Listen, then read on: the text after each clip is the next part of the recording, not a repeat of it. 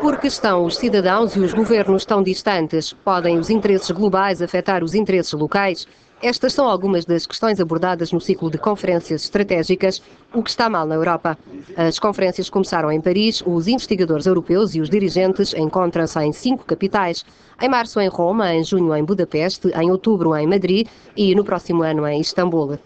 2 dos intervenientes no encontro da capital francesa, Thomas Koning, professor da Universidade de Ciências Administrativas da Alemanha, e Jean Quatremer, correspondente em Bruxelas do jornal francês de esquerda Libération e autor da provocante obra Os Mestres da Europa, juntaram-se neste ágora para trocar opiniões. Afinal, o que está mal na Europa? Para mim, esta crise deve-se em grande parte às nossas elites políticas que não ensinaram os cidadãos a amar a Europa. Lembrar-me-ei sempre que, no início dos anos 90, em 1992, mais precisamente, Helmut Kohl começou a denunciar este elefante burocrático. E depois tornou-se, diria, uma espécie de concurso de beleza para tentar demonstrar que a Europa era um horror. Ora, ao mesmo tempo que construímos a Europa, não paramos de dizer que a culpa é de Bruxelas e agora de Frankfurt, sede do Banco Central Europeu. Há uma tendência geral nos nossos Estados para dizer que tudo o que está mal é culpa da Europa. Estamos a europeizar os fracassos nacionais e a nacionalizar os sucessos europeus.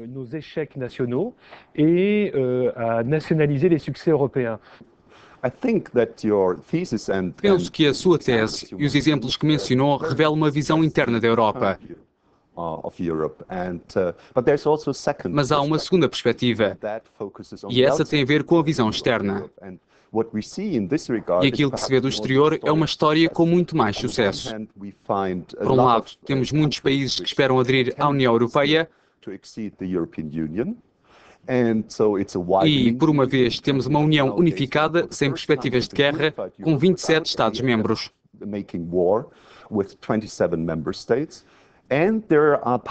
E são as nações poderosas como os Estados Unidos, a China, o Japão, que veem a União Europeia como uma união bem-sucedida e competitiva, que faz bons acordos aduaneiros, que se projeta no futuro em termos políticos.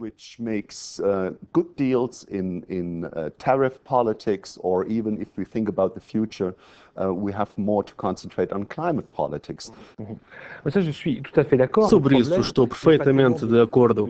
O problema não está em explicar o lado positivo da Europa. O problema é convencer os povos. Eles não estão convencidos porque a Europa, desde o princípio, concentrou-se nas questões económicas, na concorrência, na regulamentação, etc., etc. Mas os Estados recusaram-se a partilhar as suas soberanias sociais e fiscais.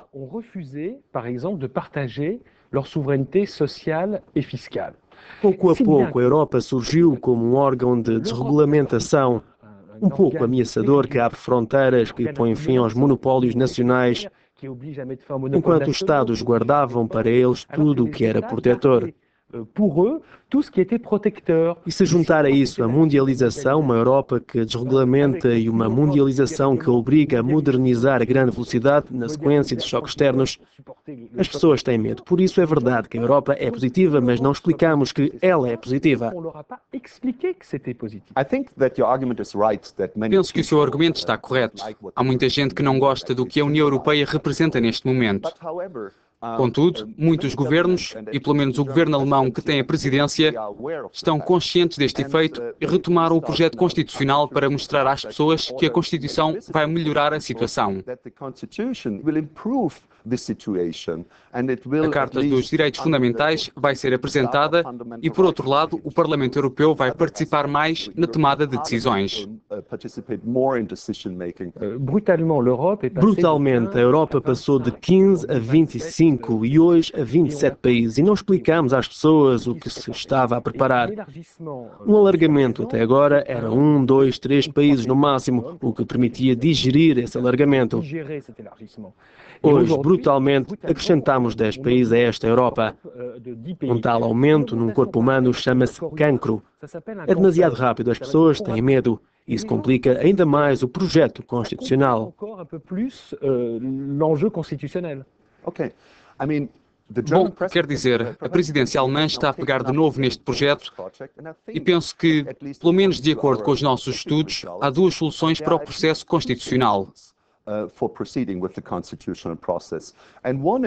Uma é fazer concessões aos países que votaram não e àqueles que ainda não ratificaram, como o Reino Unido, Dinamarca, República Checa, que são eurocéticos.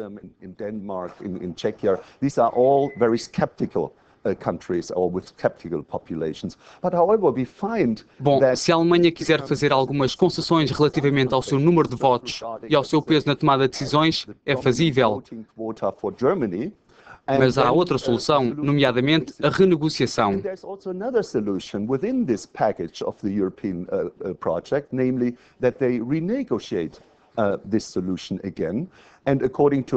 De acordo com os nossos dados, há um tratado possível que vá de encontro aos interesses dos governos e dos povos da União Europeia.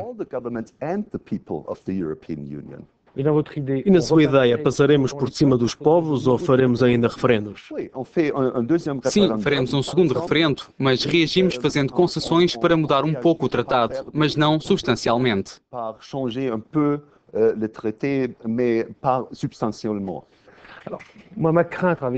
O meu medo com essa solução é que negligenciemos ainda as opiniões públicas. Hoje, uma grande parte da esquerda francesa, nomeadamente, pensa que o Estado Social, a democracia mesmo, só é possível no quadro do Estado-nação.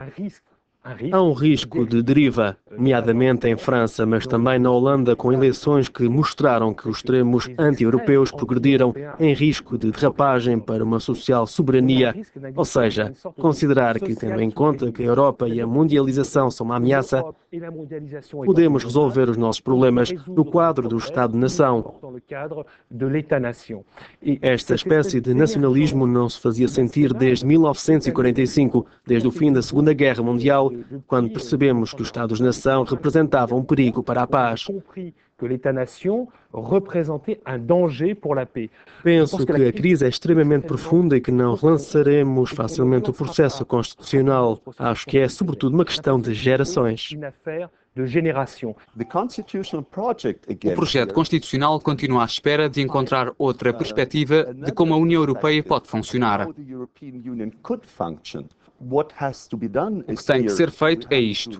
Temos que reduzir este texto constitucional às questões mais importantes e temos que reduzi-lo àquelas questões que realmente significam reforma e não repetição do status quo. C'était très intéressant. Ouais.